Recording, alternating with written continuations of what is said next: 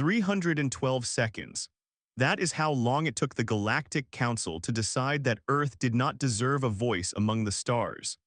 312 seconds of debate, recorded, translated into 4,000 languages, and broadcast to every inhabited rock in the Orion Arm, except, of course, to the one species the vote was actually about. Humanity found out the same way it found out about most galactic decisions back then. Second-hand, 3 days late, through a garbled diplomatic memo that used the word provisional 41 times and the word no exactly once. Nobody on Earth screamed. Nobody declared war. What humanity did instead was quieter, stranger, and infinitely more dangerous. It got an idea. And 6 years later, that idea was orbiting the planet 200 kilometers wide, swallowing sunlight, charging admission, and hosting the only event in the galaxy that every single species, council member or not, was desperate to attend.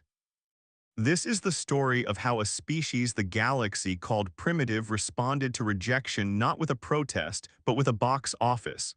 They did not build an embassy.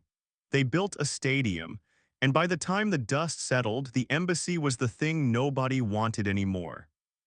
The council chamber on Threll Prime was, by design, intimidating. It was a ring of light 11 kilometers in circumference, built from a metal that hummed faintly with the resonance of 40,000 years of accumulated bureaucracy. Delegates from the Drenic hierarchy, the Sevaltine Conquered, the Korathi Trade Union, and 100 smaller signatory worlds sat in tiers that spiraled upward into a ceiling nobody could quite see the top of. It was meant to make every visitor feel small. For most species, it worked. Dr. Amara Reyes, Earth's chief delegate, had spent 4 years preparing for this single session. She had memorized the compact's 700 procedural clauses. She had learned to read the subtle color shifts in a Drenic envoy's throat sac that signaled disapproval before a single word was translated. She had rehearsed her closing statement in front of mirrors until she could deliver it without her hands shaking. None of it mattered because the vote on Earth's provisional membership was never actually a debate. It was theater performed for an audience that had already left the building. Councillor Thren Vacor of the Drenic hierarchy rose first, robes the color of a dying star, and addressed the chamber without once looking at the small, pale woman standing at the human delegation's podium. The species designated human has occupied its homeworld for approximately 300,000 of its own years, he said, his translated voice flat and bored, the tone of a teacher reading attendance. It achieved interstellar flight 114 years ago. By comparison, the Sevaltine Conquered achieved interstellar flight 9,000 years ago and the Korathi Union 11,000. We are not voting on whether humanity is intelligent. We are voting on whether humanity is ready. I submit that a species which still settles internal disputes with kinetic projectile weapons, and which has not yet achieved a unified planetary government, cannot be trusted with a vote that affects 43,000 worlds. Amara had a rebuttal prepared. She had 3, actually layered by likely objection. She never got to use any of them. The council speaker, a being whose name translated roughly to coordinator of consensus, simply noted that the matter had already been resolved in pre-session caucus. A closed-door meeting humanity had not been invited to, and that the floor vote was a formality. 312 seconds after the session opened, Earth's application for provisional council membership was denied, 91-4. With the 4 yes votes coming from species so small and so dependent on human trade routes that their support felt less like solidarity and more like an accident. What stung worst when the transcript was later leaked and dissected line by line on Earth's own networks was not the vote itself but a small, almost throwaway remark a junior Korathi delegate made as the chamber emptied. Caught by a live microphone nobody had bothered to mute because nobody had imagined anyone on Earth would ever hear it. "Check back in 1,000 years," she said to a colleague, not unkindly, the way one might speak about a child who hadn't yet learned to walk. Perhaps then. It was not cruelty. It was something worse. A complete, casual confidence that humanity simply did not register as a timeline worth being curious about. Amara walked out of that chamber and did not cry until she was alone on the shuttle back to Earth orbit. What she felt was not, in the end, grief. It was something colder and more useful. Humiliation has a half-life. It decays into one of two things: shame, which makes a species smaller, or spite, which makes it louder. Earth it. Earned Out had never been particularly good at being small. The broadcast of the vote reached Earth's networks 4 days later, translated, subtitled, and stripped of all the context that might have made it sting less. Humanity watched Thren Vacor call them primitive in 90 different languages simultaneously, and something in the planet's collective mood simply snapped. Not into rage, into a kind of dark, electric clarity. General Marcus Voss, who would later become known across 43,000 worlds simply as the Architect, was watching the broadcast in a Pentagon briefing room with 11 other military and economic advisors when the vote was announced. He didn't say anything for almost a full minute. Then he turned to the room and said the sentence that historians would later argue started everything. They don't want us at their table. Fine, let's build a bigger room.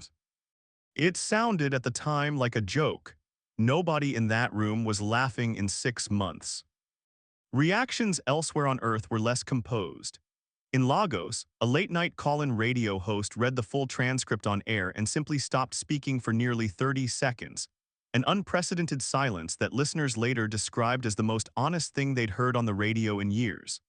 In Seoul, a trending hashtag roughly translating to "we never asked to sit with them anyway" climbed to the top of every regional platform within hours and stayed there for a week.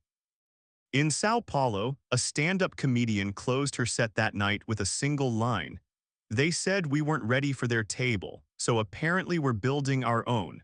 And I for one am bringing better food," that earned more shares across more continents than any single political statement issued that month. It was perhaps the first time in recorded history that a planet's entire population had experienced the exact same insult, at the exact same moment, translated into every language it spoke, and had responded with something closer to collective dark humor than collective despair. Amara Reyes did not return to public life for several weeks after that session. When she finally agreed to a private debrief with the newly forming Earth Coordination Council, she said something that staffers in the room would later repeat, almost word for word, in internal memos that eventually shaped the entire Apex project's founding philosophy. "I spent 4 years trying to prove we belonged in their room," she told them. "I memorized their procedures. I learned to read their body language. I made myself smaller and more patient than I have ever been in my life, and it didn't matter because the decision had already been made before I ever opened my mouth. I am done trying to earn a seat at a table where the seating chart was decided in advance. If they want to know what we're capable of, we should show them, not in a chamber where they control the rules. Somewhere we control the rules instead." The formal political response in the days immediately following the vote was notably more cautious than the public mood, and that caution itself became part of the story. Several heads of state issued carefully worded statements urging patience, reminding their populations that diplomatic relationships were built over generations, not single votes, and that an emotional overreaction risked closing doors that might otherwise reopen. Those statements aged badly within the year. It was telling, in hindsight, that the leaders who eventually became the project's loudest champions were not the ones who had spoken first, but the ones who had spent that first week quietly listening to exactly how their own citizens were responding, and noticed, with some surprise, that the public mood was not asking for caution at all. It was asking for a plan. What followed was not a single decision, but a slow, planet-wide mood shift, the kind that doesn't show up in any government memo but changes everything anyway. For decades, humanity's entire foreign policy in space had been organized around one goal: acceptance. Get the seat, join the council, prove we belong. Every diplomatic mission, every carefully worded trade agreement, every painfully patient cultural exchange program had been built on the unspoken assumption that legitimacy was something other people handed you, if you were polite enough and patient enough and small enough for long enough. The rejection broke that assumption cleanly in half. If the game was rigged and 91 votes to 4 decided in a closed caucus humanity wasn't invited to certainly looked rigged, then the only way to win was to stop playing it. Amara Reyes said it best in the closed session that would, 18 months later, leak to the press and become the unofficial founding document of what the galaxy would come to call the Apex Project. They built a system where the only way in is through their door. So we're not going to knock anymore. We're going to build a door so big T. Hey can't pretend it isn't there. Nobody on Earth in that first chaotic month had any idea what that meant in practice. There was no plan yet. There was only the feeling, shared somehow across a planet of 8 billion people who agreed on almost nothing else, that humanity was done asking for permission to exist in a galaxy that had already decided in 312 seconds exactly how much it was worth. The idea that eventually became Apex Stadium did not arrive fully formed. It arrived as 100 competing, half-baked proposals scattered across a dozen government agencies, 3 private aerospace conglomerates, and improbably, a viral engineering forum thread that started with the words, "What if we just built something they couldn't ignore?" It was Priya N. Watil, then a 34-year-old structural engineer working on lunar habitat shielding, who turned the spite into a blueprint. Her original pitch, scrawled on a whiteboard during a sleep-deprived 3 a.m. session with 2 colleagues, was absurdly simple. Humanity didn't need an embassy because an embassy was a request for attention. What humanity needed was something so large, so strange, and so undeniably alive that attention became unavoidable. Her sketch that night was a ring, a literal ring, encircling Earth at low orbit, 200 kilometers across, built not as a research station or a defense platform but as an arena. Every species in that council chamber, she told the assembled funding committee 3 weeks later, in a presentation that ran 4 hours over its allotted time because nobody could stop asking questions, has spent thousands of years building systems to manage conflict peacefully. Treaties, tribunals, procedural rules so dense they take a lifetime to learn. And every single one of those systems has produced a population that is, frankly, bored out of its mind. They've engineered risk out of their lives so thoroughly that they've forgotten what it feels like to watch something that might actually go wrong. We're not behind them. We're the only ones who still remember how to be interesting. The engineering problem was by any sane measure impossible. A structure capable of hosting events for dozens of species meant solving for atmospheric composition, gravity, radiation tolerance, and sensory environment simultaneously. And no 2 species agreed on what comfortable meant. The Sevaltine Concord breathed an atmosphere that would have been mildly toxic to a Korathi delegate. The Korathi preferred gravity at 1.5 times Earth standard, which would have crushed the lungs of half the species on the guest list. Some delegates were essentially blind to visible light and required spectator boxes wired directly into alternate sensory feeds. Enwatil's team solved it the way humans had solved most of their hardest engineering problems for the last century. Not with one elegant universal answer, but with 1,000 small, modular ones stitched together. Apex Stadium, as it was finally built, was not a single arena but a honeycomb of independently pressurized, independently gravity-controlled viewing pods arranged around a central competition floor that could reconfigure its own atmosphere and gravity well between events. A Drenic delegate and a Korathi delegate could sit 50 meters apart, each in an environment perfectly tuned to their own biology, watching the exact same fight through transparent alloy that bent light without distorting it. It was, even humanity's harshest critics later admitted, an engineering achievement that no single council member species had ever attempted, because no single council member species had ever needed to host everyone at once. The project was not without its near catastrophes, and Enwatil insisted years later that they be included in any honest account of how the stadium was built, rather than smoothed out of the legend. 18 months into construction, a micrometeorite cluster, small, unremarkable, the kind of debris Orbital engineers dealt with weekly, struck an unfinished pressurization seam on the ring's southern arc during a routine atmospheric test, venting an entire half-completed gravity pod in under 4 minutes. 3 construction crews were aboard. All 3 made it to emergency shelter alive, but the incident triggered a 6-week congressional inquiry on Earth, a temporary halt to all further construction, and the closest the entire project ever came to outright cancellation. Unworthy appeared before that inquiry not with a polished defense but with a redesigned seam specification already drafted, telling the committee bluntly that the failure was hers to own and the fix was already finished. The committee, after 2 days of testimony, voted to resume construction.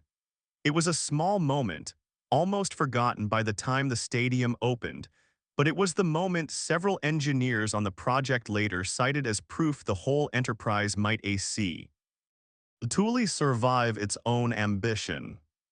The opposition to the project, both at home and abroad, was real and loud, and the script of triumphant inevitability that later documentaries told never quite captured how genuinely contested the whole idea was while it was happening.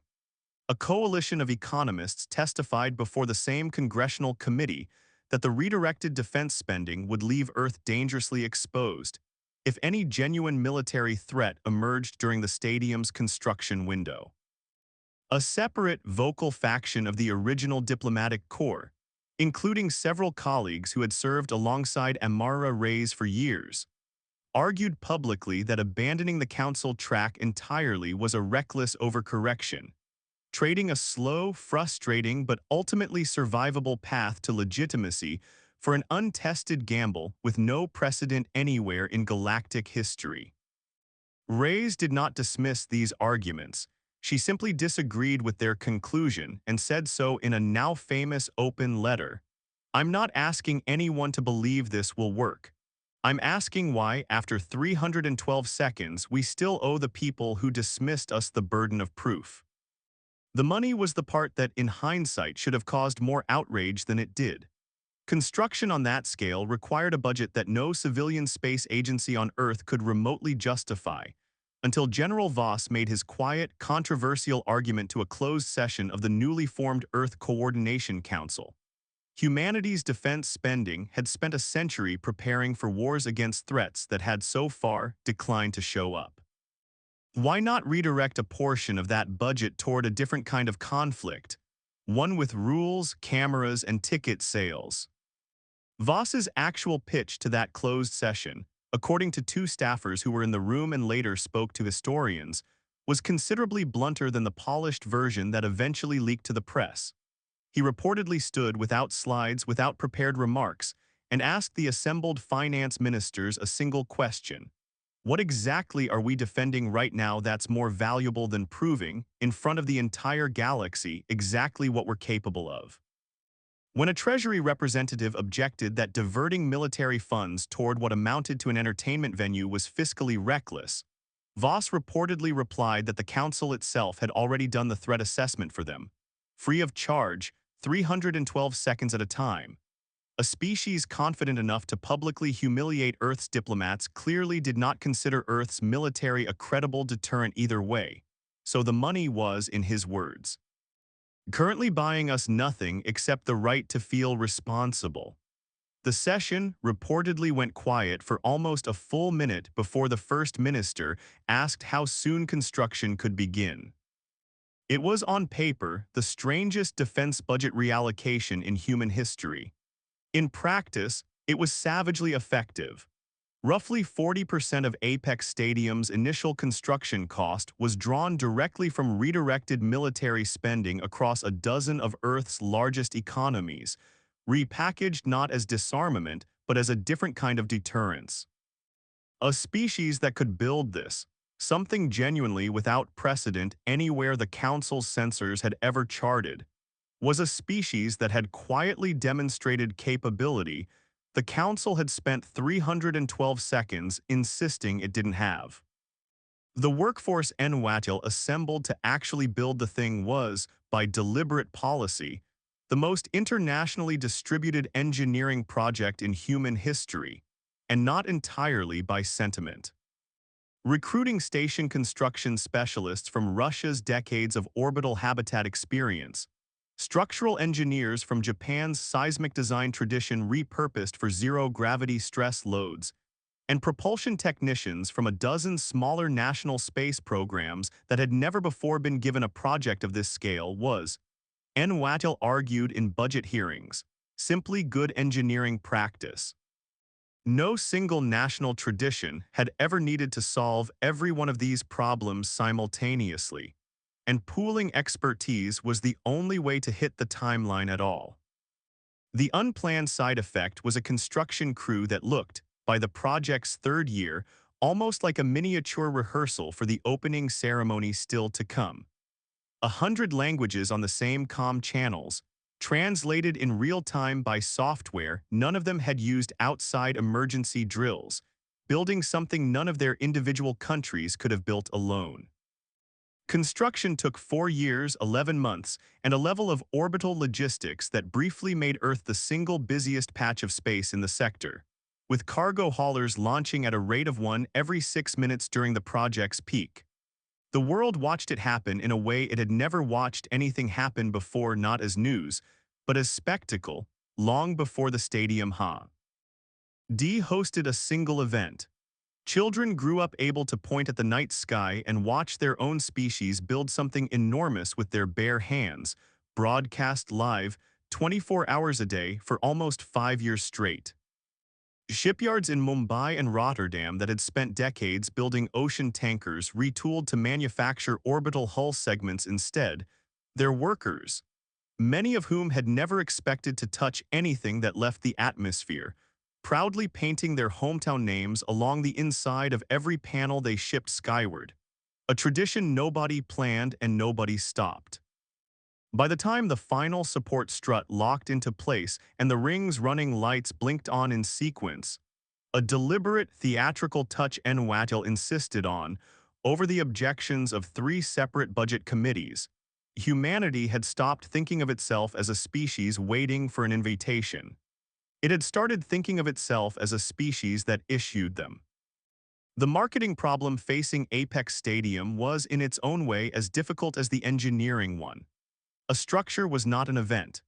A ring in orbit, however massive, would mean nothing if nobody outside Earth showed up to watch what happened inside it. And the Council, predictably, had no intention of sending so much as an observer to something it had not sanctioned, organized, or approved through any of its 700 procedural clauses. This was where Euler Fitch entered the story. Fitch had spent the better part of 2 decades running viral entertainment campaigns for Earth's largest sporting leagues, and she approached the problem of reaching 43,000 worlds the same way she'd once approached reaching 43 million viewers. Find the audience the official channels were ignoring and go around the gatekeepers entirely. She had been hired originally to handle Apex Stadium's domestic publicity, ticket sales, sponsorship packaging, the ordinary mechanics of selling tickets to an arena nobody outside Earth had agreed to care about. It was Fitch herself. In a pitch meeting nobody on the steering committee had expected to run past 20 minutes, who pointed out that the entire premise of the project was being undersold by treating it as a domestic event with an unusually large potential export market. "We are not selling a stadium," she told them.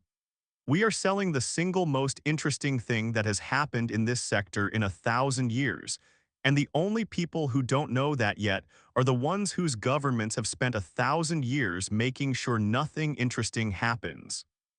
"The Council talks to governments," she told the Apex Steering Committee in a pitch that became, almost immediately, the campaign's actual strategy. "Fine, we're not going to talk to governments. We're going to talk to everyone the Council's governments have spent thousands of years boring to death." What Fitch's team discovered, through quiet contact with independent traders, smugglers, and the handful of alien journalists who developed an appetite for human media during decades of low-level cultural exchange, was something the Council's own polling, had it bothered to commission any, would have found alarming. Beneath the Council's surface of stately procedural calm, an enormous portion of the galaxy's population was simply achingly bored. The Sevaltine conquered had not fought a war in 6,000 years, and had, in the process, engineered nearly all unpredictability out of its citizens' lives. Korathi youth culture had quietly developed an entire underground economy, trading bootlegged recordings of ancient, outlawed combat sports their own civilization had banned millennia ago as regressive. With informal betting rings operating in lower orbit trade stations that Korathi enforcement had spent decades trying and largely failing to shut down. Risk, conflict, uncertainty, the very things the Council's institutions existed to suppress, had become, for an entire generation across 100 worlds, a kind of forbidden fruit. The campaign Fitch built, branded simply as the open invitation, never once mentioned the Council, never asked for sanction, and never requested permission from a single official diplomatic channel. It went straight to the public. Broadcast packets seeded through independent trade networks, smugglers' relay stations, and unregulated entertainment feeds across every system with so much as a listening post. The message was blunt, almost insultingly simple by the standards of Council diplomatic communication, and that bluntness was the entire point. Your governments told you we weren't ready. The broadcast opened over slow-motion footage of Apex stadiums running lights igniting for the first time. They were right. We're not ready to be careful. We're not ready to be safe. We built a place where anyone, any species, any system, no council seat required, can come watch what happens when a species refuses to be boring. Bring fastest, bring your strongest. Bring whatever you've got left after 6,000 years of nobody fighting for anything. We'll see you in the stands. It should not have worked. By every metric the Council's own cultural analysts would later use to dissect the phenomenon, it should not have worked at all. It bypassed every formal protocol, violated at least 4 obscure interstellar broadcast regulations, and offered no diplomatic legitimacy whatsoever to anyone who attended. The Council's communications directorate, once it caught wind of the campaign's spread, attempted exactly the response its institutional culture defaulted to. A formal cease and desist broadcast order issued to every member world relay station, citing unlicensed cross-border signal distribution. It was, in retrospect, a catastrophic miscalculation. The order itself was leaked within hours, and rather than suppressing the open invitation, it advertised it. Millions of citizens across a dozen systems who had never heard of Apex Stadium now actively searching for the broadcast their own governments had just tried to ban them from seeing. Fitch's team did not even need to issue a follow-up message. The Council had written their second advertisement for them, free of charge, and signed it with an official seal. And yet within 11 days of the first broadcast packet reaching the Korathi border worlds, unauthorized ticket resale networks had sprung up trading access credentials at prices that dwarfed the average Korathi annual income. Within a month, 3 minor Sevaltine noble houses had quietly purchased viewing boxes through independent brokers, explicitly asking that the transactions not be reported to conquered diplomatic staff. The audience Fitch's team had gone looking for did not need convincing. It had been waiting, in some cases for thousands of years, for someone, anyone, to finally ask the question nobody's polite institutions had thought to ask. Don't you want to watch something that might actually go wrong? None of this excitement was universally shared back home, and the question of whether it was even responsible to let biologically superior alien competitors fight human athletes inside an Earth-built arena triggered one of the more contentious regulatory debates of the entire project. A coalition of medical ethicists and athlete advocacy groups pushed, loudly and for months, for strict biological parity requirements that would have effectively banned competitors like Severin Oct from facing human opponents at all. The compromise that finally emerged, independently verified strength and density caps, mandatory real-time biometric monitoring, and an automatic match-ending failsafe that no competitor, human or otherwise, could override mid-fight, became the regulatory backbone the entire games eventually ran on. And the fact that it was written by humans for an arena humans owned was itself a small but telling detail nobody in the Council's own sporting traditions had ever needed to consider. Since the Council had never hosted anything resembling fair competition across such wildly different biologies before. The stakes of the inaugural games were set not by humanity's marketing, but by the competitors who answered the invitation, and the answer turned out to be more serious than anyone on Earth had quite prepared for. The first confirmed alien combatant to register, to the considerable embarrassment of the Sevaltine Concord's official diplomatic position, was a retired military champion named Severin Oct, a being whose species possessed reflexes, density-reinforced musculature, and a biological pain suppression system that made human combat sports look, by any rational comparison, like an act of suicide. Severin did not register to embarrass anyone. He registered because, as he told an independent Korathi journalist in the only interview he gave before the games began, he had spent 400 years winning fights against opponents whose outcomes he already knew before the first blow landed, and he had begun to suspect he would die of old age without ever once being surprised again. His own government's diplomatic office issued a private reprimand the moment his registration became public. Severin, by then already in transit to Earth orbit, did not respond to it. Humanity, for its part, had no idea whether it could field anyone who stood a real chance. That uncertainty, more than any marketing campaign, turned out to be the single most valuable asset Apex Stadium had. The opening ceremony of the first Apex Games was, by deliberate design, a riot of contradiction.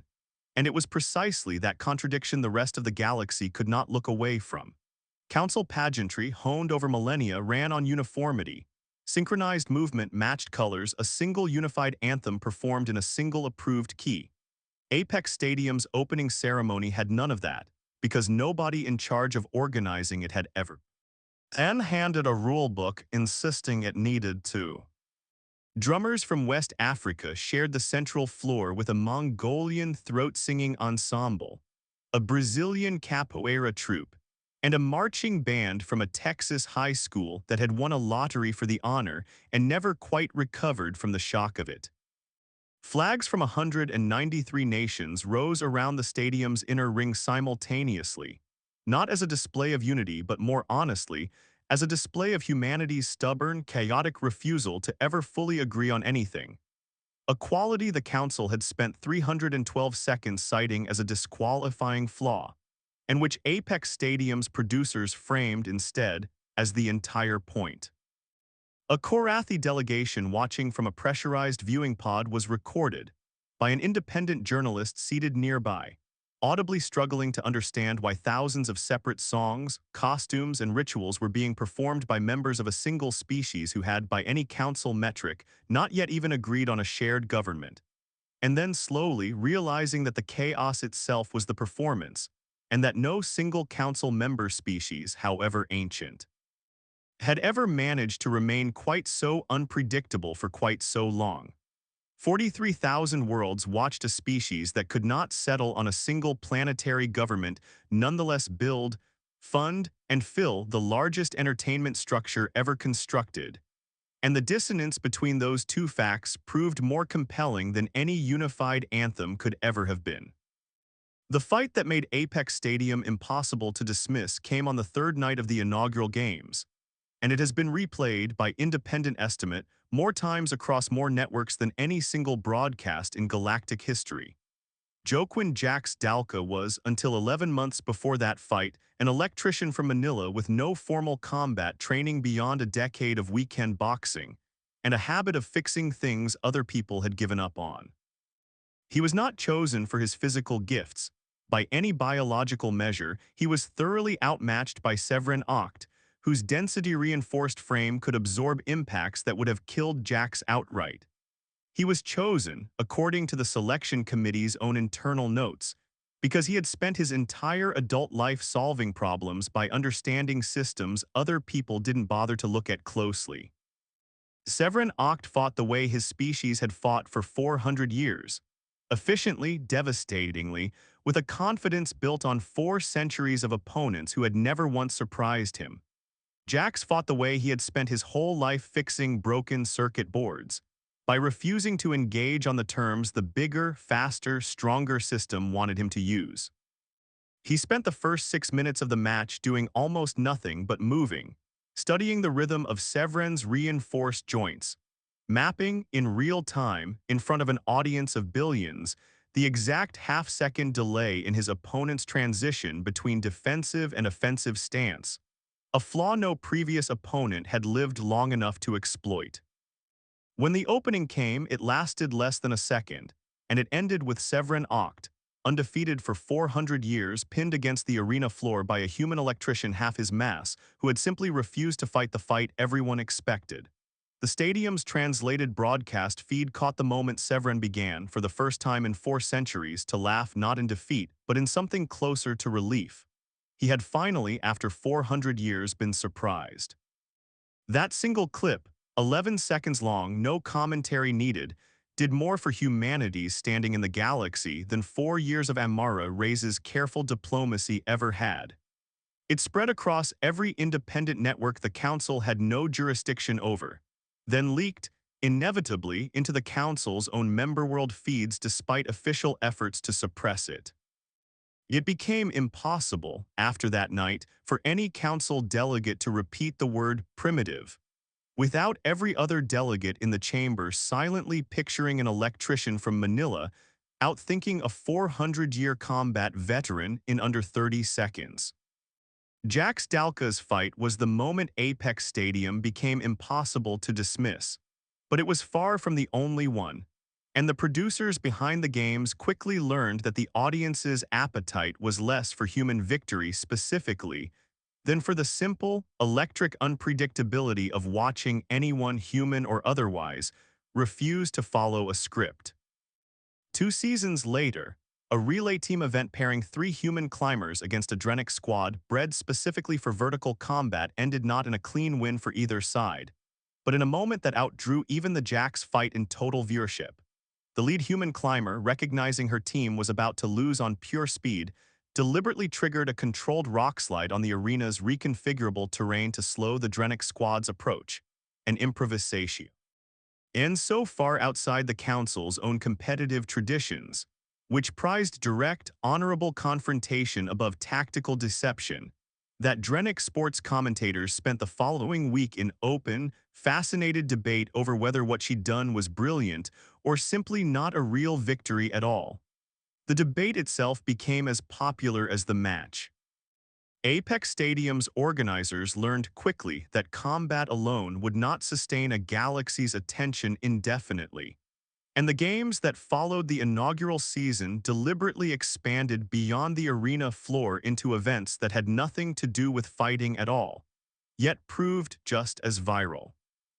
A live, unscripted culinary exhibition pairing human chefs against the most celebrated food artisans of 3 different species, none of whom could safely taste each other's ingredients, forcing every dish to be reinvented blind from description alone, became almost by accident one of the season's most watched broadcasts after a chef from Oaxaca improvised an entirely new dish on camera using a Korathi staple grain nobody on her team had ever touched before, and the Korathi judges, visibly moved, declared it superior to anything their own cuisine had produced in a century. It was a small moment, with no winner crowned in blood, and it traveled across the same independent networks the Jax Dalka fight had for entirely different reasons. Not because humanity had defeated anyone, but because humanity had once again simply refused to fail predictably at something it had never attempted before. Council member governments, watching their own citizens' viewership numbers climb in directions no official statement could explain away, responded with a patchwork of increasingly desperate restrictions. The Sevaltine Conquered briefly classified Apex broadcasts as culturally destabilizing content and limited civilian access to licensed terminals only, a policy that lasted 11 days before public pressure, including from several of the noble houses already quietly attending in person, forced its repeal. The Korathi trade union attempted a tariff on independent relay stations carrying Apex signal traffic, which succeeded only in making smuggled, untaxed broadcast access a status symbol among Korathi youth who wore the act of evading the tariff as a badge of pride. Every restriction the Council's member governments attempted produced the same result. More attention, not less, because nothing advertises a forbidden thing quite as effectively as forbidding it. Not every seat in Apex Stadium went to a foreign dignitary or a wealthy trade house. From its very first season, the organizers reserved a fixed percentage of human-side seating, never less than 30%, by stadium charter, a clause Fitch herself had insisted on against considerable pressure to maximize revenue, for a free public lottery open to anyone on Earth regardless of income. A retired schoolteacher from rural Kenya, a shipyard welder from Busan, a teenager from rural Manitoba who had entered the lottery on a dare from his classmates. All of them, at various points across the first few seasons, found themselves seated in the same stadium as Sevaltine nobility and Korathi trade barons, watching the same fights from the same human-built structure, having paid nothing at all to be there. It became, almost accidentally, one of the most quietly radical details of the entire project. A species the Council had called unready to govern itself had built the single most significant venue in the sector, and then handed a meaningful share of it to ordinary citizens, for free, simply because someone on the design team thought that was the entire point of building it in the first place. What followed was less a single event than a slow, accumulating shift in where the galaxy's attention actually lived. Apex Stadium did not just host competitions. It became, almost by accident, the only truly neutral ground in known space, a place where Drenic merchants negotiated trade deals in the stands during intermission, because nobody back home was watching closely enough to object, where rival Korathi trade houses settled decade-long disputes over a shared viewing box, because it was easier than scheduling formal mediation through council channels that took years to return a ruling. The council's official summits, by contrast, began to feel, to use the word an increasing number of younger delegates started using, quietly, among themselves, irrelevant. Why spend 18 months negotiating through 700 procedural clauses when the actual deal could get done over drinks during a halftime break in a human-built arena that asked for none of it? The irony arrived slowly, then all at once, the way most genuine reversals of fortune tend to.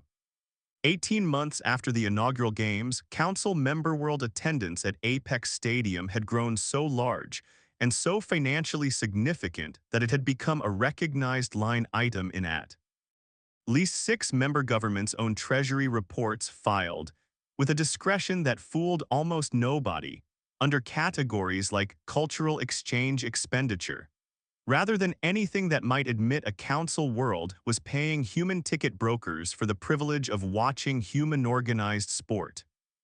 Councillor Thren Vekor, the same Drenic official whose 312-second dismissal had started the entire chain of events, was photographed, against every instinct of Drenic diplomatic protocol, by an independent journalist who happened to be in the right viewing tier at the right time, attending the third Apex Games season finale from a private box his own government had purchased through an intermediary trade house, specifically to avoid the appearance of an official endorsement. He did not speak to press. He did not need to. The image did the work the Council's own statements had spent years refusing to. The economics of the shift were, by any measure, staggering. Within 3 years of the stadium's opening, ticket revenue, broadcast licensing fees, and the secondary economy of trade and tourism, the games generated had made Earth's orbital sector the single busiest commercial hub in the region, busier, in raw transaction volume, than the Council's own central trade exchange on Threll Prime. Independent traders who had once routed cargo around human space, wary of a species the Council had officially labeled unready, now scheduled entire shipping seasons around the Apex Games calendar, because that was where the buyers were.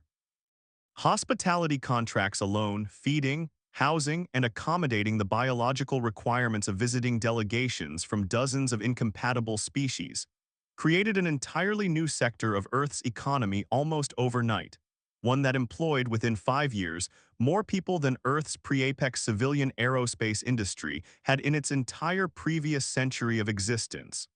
Earth had not won a seat at the Council's table.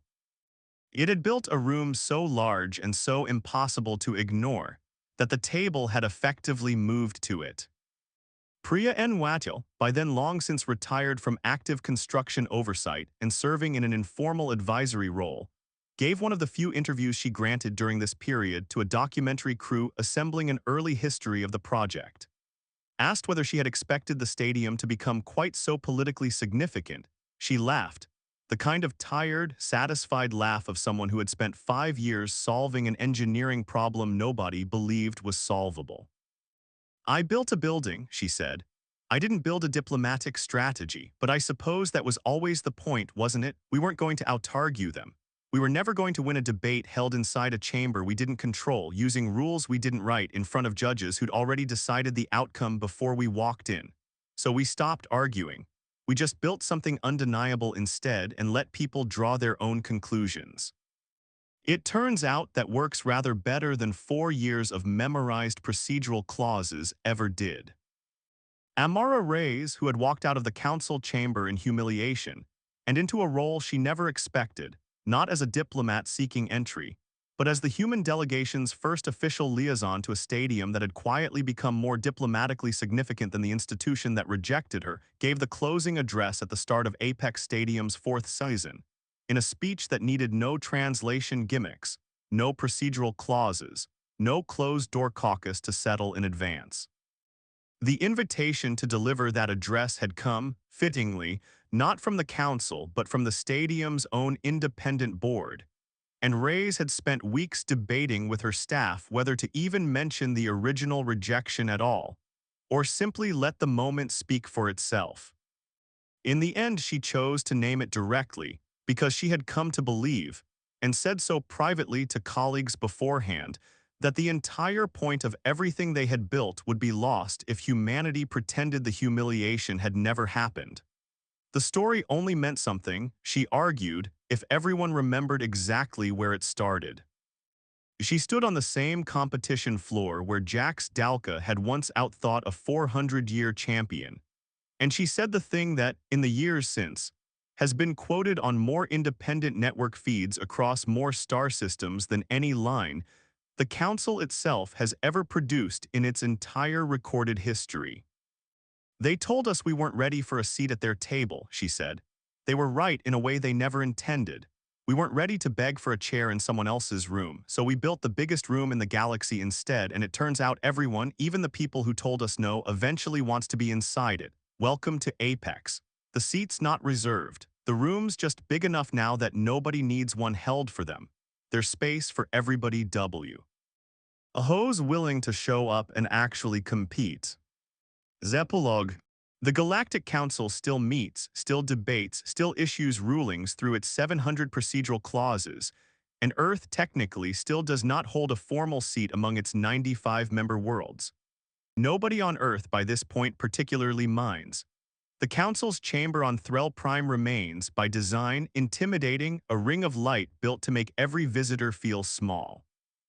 Thren Vekor retired from active council service 4 years after that first private photograph of him at the season finale leaked. He gave one final address to the chamber before stepping down, and in it, without ever once mentioning Earth by name, he quietly proposed a revision to the 700 procedural clauses governing provisional membership review. A revision that, among other things, would require any future caucus decision to be conducted in open session, with the applicant species present. The measure passed 88 votes to 7, the closest thing to an apology the Council's own institutional language was capable of producing. Whether humanity will ever bother applying again remains, deliberately, an open question. Amara Reyes, asked about it in a recent interview, simply smiled and said she'd think about it right after the current season finished. But 200 kilometers above a planet the Council once called primitive, a different ring spins quietly through the dark, running lights blinking in slow sequence. Full to capacity on game nights with delegates, Traders, champions, and curious citizens from every corner of a galaxy that spent thousands of years insisting it had already seen everything interesting it was ever going to see. Children on 100 different worlds now grow up knowing the name of a Manila electrician before they know the name of a single council speaker. Severin Oct, long past his fighting prime, took a coaching position training the next generation of competitors willing to be surprised, and says when asked that it is the first job in 400 years he has genuinely looked forward to each morning. It turns out the galaxy had not seen everything interesting it was ever going to see. It had simply forgotten what it looked like when a species refused to ask permission to matter, and built, instead, a place too big, too loud, and too alive for anyone to keep ignoring.